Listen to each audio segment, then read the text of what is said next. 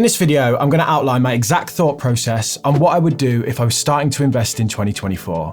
We'll discuss what I would buy, why and how, and I do hope you understand that this isn't financial advice, it's just me giving you my opinions on what I would do. But below, I've linked loads of further resources for you to help you make your own decision and to help make this easier. But let's just start with, what would I buy? With literally millions of dollars. If we look back at what drove the market in 2023, well, there is one theme. Tech stocks were certainly the star of the show for most of 2023, the so-called Magnificent Seven. Magnificent Seven. Magnificent Seven. The Magnificent Seven. The Magnificent Seven. The Magnificent Seven is a name given to just 7 companies. Meta Platforms, aka Facebook, Apple, Nvidia, Microsoft, Amazon, Alphabet or Google, and Tesla. Unless you have a very supportive missus like mine who doesn't want to destroy your already fragile ego, you don't get called magnificent without doing something pretty impressive. And there is no denying that these companies have been smashing it recently. If we look at the last 5 years alone, we can see that the likes of Tesla and Nvidia have produced returns of 783 and 829% for investors at the time of recording this. If we look at a list of the top 500 companies in America, the so-called S&P 500, we can see that since January, it's up about 23%. This is an amazing return, but the Magnificent Seven alone are up 70% as a group on average. If you strip out the Magnificent Seven from the S&P 500 in America, then the other 493 or so companies that are left are only up about 6%. A handful of the companies have flown, while the rest of the American market has essentially dragged that performance down. If you'd only bet on the Magnificent Seven, you would have done very well indeed in the last year. So the temptation as a new investor is to go, well, I'll just do that then. These guys win, so I'll just buy these 7 businesses. But hold on a second. On screen now are the top 20 companies in America based on market capitalization. All that simply means is the total value of all the shares added together. I want you to focus on just the top 4 here for a second. All familiar names, all part of that Magnificent Seven. Let's now just go back 10 years to 2013. The top 4 look a bit different. Walmart and ExxonMobil feature in this list. Another 10 years back to 2003, and only Microsoft is still there. We also have General Electric in the mix. Go back to 93, there is no Magnificent Seven. Coca-Cola is right up there. And in 1990, just 3 years before, it all looks different again. What I'm trying to show you is here that the biggest businesses in America and the world changes pretty often. What might be a magnificent company, say back in the day like Raytheon in the early 90s, doesn't even make the top 20 30 years later on. I'll be investing for at least a decade, more on that in a moment, but am I confident that the companies I think are surefire bets today will be that over that kind of timeline? And more importantly, by betting on a handful of businesses, am I going to miss out on the next big thing? In 1990, could I have seen the rise of the Magnificent Seven? Of course not. I'd be all in on Coca-Cola and Exxon, 2 companies that produce strange black liquids. Oil is like liquid gold. That might have been a good strategy that might have served me well over that time period, but I might have also missed out on the next big thing. Identifying which companies will be the one that drives the returns is pretty tough. In 2018, Dr. Hendrik Bessenbinder from Arizona State University released this paper.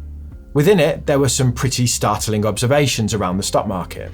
He found that between 1926 and 2015, the 32 trillion of wealth generated by the stock market was delivered by just 4% of businesses. So what about the rest of the companies? What did they do? Most of them failed. Vladimir Masick found that of the 500 companies in the S&P 500, as of October 1st, 1990, only 302 of them were still in existence 10 years later. I hope you can see that just backing the winners of the last year is an approach that's full of risk, a sort of recency bias, if you will. So if only a handful of companies win, but that handful changes constantly, how are we meant to decide what to buy?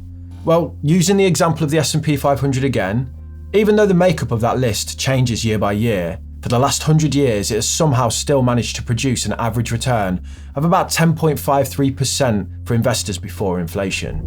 That means an investment of about £200 a month for 40 years at those rates of return will produce a pot worth 1.5 million off deposits of about 96,000. I've just taken a while there to explain my reasoning as to why I personally don't focus on picking individual companies, and instead I buy low-cost index funds, because essentially my opinion is it's that approach that is most likely to allow me to achieve my financial goals, and it doesn't require me getting incredibly lucky or being a stock-picking genius. Warren Buffett, arguably the greatest investor ever, said himself, Most investors, both institutional and individual, will find the best way to own common stocks is through an index fund. Those following this path are sure to beat the net results after fees and expenses delivered by the vast majority of investment professionals. So an index is just a list of companies, and an index fund is a pot of money that buys the businesses on that list. The next question is then, what index fund do we buy? We take the guesswork out of investing, like a steady hand. There are index funds that do all sorts of things. You can track the top 500 companies in America, that's the S&P 500 we spoke about before. You can track every listed business in America. You can track the world, you can track the world without America, track the world without the UK, India, Japan. I mean, just take your pick. You can literally choose the market you want to track, but should you? On screen is a chart that shows the evolution of the global stock market since the 1900s, up to about a couple of years ago. Notice how the relative standings of countries change over time. In 1900, the UK was about 25% of the global stock market. Today, it's around 4%. In the 70s and 80s, Japan rose to become a global superpower, and people thought it would replace America as the dominant market on the planet. Then this happened here. This pie chart shows the same thing nicely. So you have on the left the percentage of the global stock market a country made up in 1899, and then on the right how much of the market they had in 2020. America's actually even more than this now. It's about 60-65% of the global market depending on how you measure it. America's performance in the last decade especially has been exceptional, which leads investors to go, well, I'll just keep buying America then. But it's kind of similar to the Magnificent Seven point before. Over time, the influence of countries shifts. The Indian stock market just overtook Hong Kong as the 7th most valuable market in the world. Many would argue that the UK market is very cheap at the moment. I mean, maybe that's for good reason. But in the 90s and early noughties, the UK stock market was the place to be.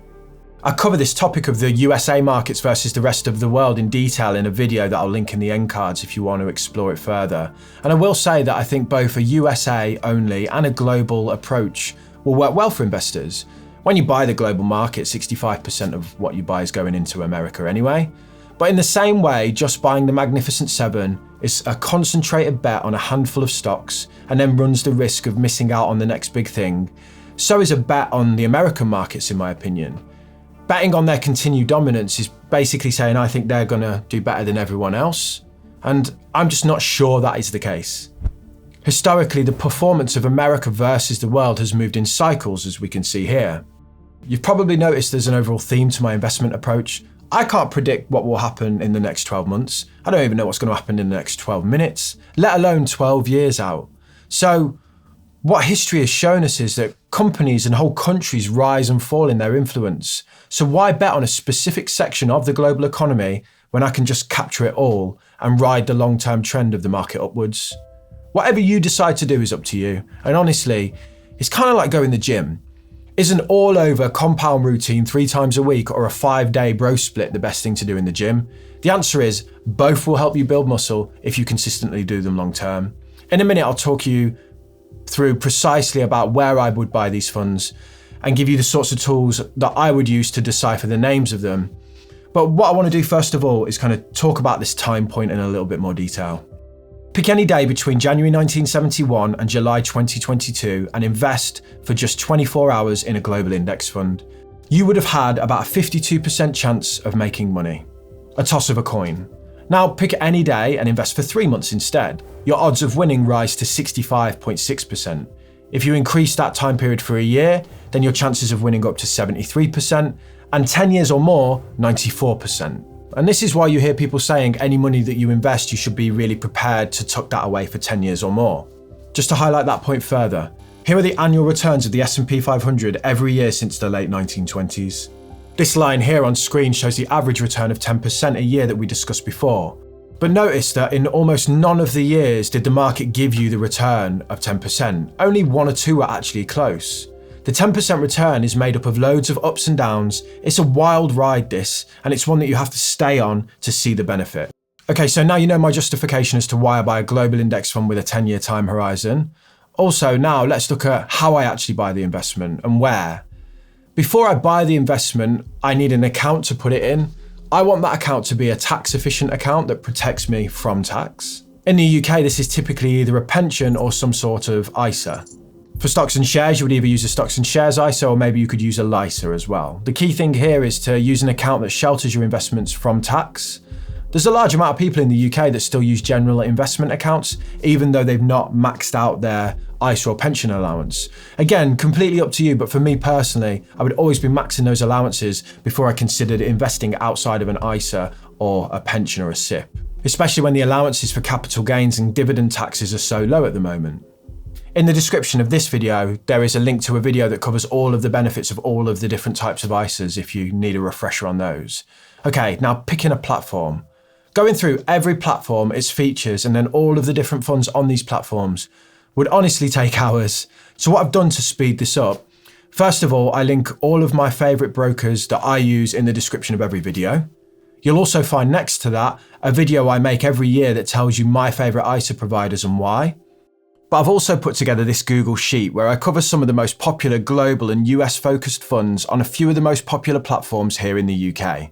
These are not recommendations, just simply me trying to explain what some of the most popular funds are so that I can help you see some of the differences. More importantly, I've put together an extensive glossary of fund terms, so when you look at the names, you can see what each bit means, hopefully. I'm thinking this will be more useful and will help you decode some of these names a little bit, teach a person to fish and all that. Again, this sheet isn't investment advice, it's just me trying to help you decode the absolute nonsense that is fund names. I think they're a bit of a major barrier to people investing in low-cost index funds because they just see the names and they don't know what's going on. Now, the final thing that I think it's important for us to understand about all of this is, investing isn't going to make you rich. Well, it will, but hear me out. I remember when I first discovered the idea of investing and the power of compounding, and it was like some light bulb went off in my brain. It was like, this is the thing I will do. This is the thing that's going to sort my life out. All it's going to take is 20 to 30 years of dedication and consistency, and then I'll be a made man. I think this is the wrong way to view investing for two reasons. It encourages you to focus on investing too much, and it just places your goal well off into the distance, and then you can fall into that trap of, I'll be happy once I get there. What I've learned over time is that while investing will make you rich in the traditional sense, as in by the time I turn 60 or whatever, I'll probably have a lot of money, focusing on my investments loads takes away from the habits in my life that actually drive meaningful returns. I see people obsessing over what the best index fund is, or this investment returned this last year and this one did this, or this is the best fund manager going, sweating hard for an extra 1 or 2% a year that, does make a big difference. If you invest £200 a month for 30 years at 10%, you get £456,000. But if you get an extra 2% a year, you then end up with £700,000, which is a really big difference. But instead of focusing that effort on the stock market, which let's face it, probably isn't your area of expertise, otherwise why would you be watching a video that's aimed at beginners? I personally would just see the stock market as a place that I park my money, and then I would go focus on leveling up what I do day to day. Get a promotion, move jobs, upskill, whatever. Invest your time there, and let's say instead of, getting that extra 2% return in the market, you find a way to double what you invest each month on average through a side hustle or a promotion. Instead of £200 a month, you get to £400 a month. Well, then you'll end up with £900,000. I might sit here every week cracking jokes and slapping beats on investing content in an attempt to kind of jazz it up a bit. But the truth is, investing should be boring. I want to track the market inside of a tax efficient account, and I want to do that every month, and I just want to set it and forget it. It's a place to compound the wealth that you're generating in your day-to-day life. Because it's in that day-to-day life where you have control, where you can take the risks and roll the dice and upskill and just tear shit up basically, because that will produce the outsized returns. You can then take those returns and plonk them in the market where hopefully they'll generate you a nice return over the next few years. Here's that video where I discuss America versus the rest of the world in more detail, and here's the one where I discuss what I think are the best ISA providers in the UK at the moment. But below, there are loads of links to help you get started with all of this. But just before we sign off, well done for taking action. 2024 is going to be amazing. You're amazing. And here's one of those big beats I mentioned.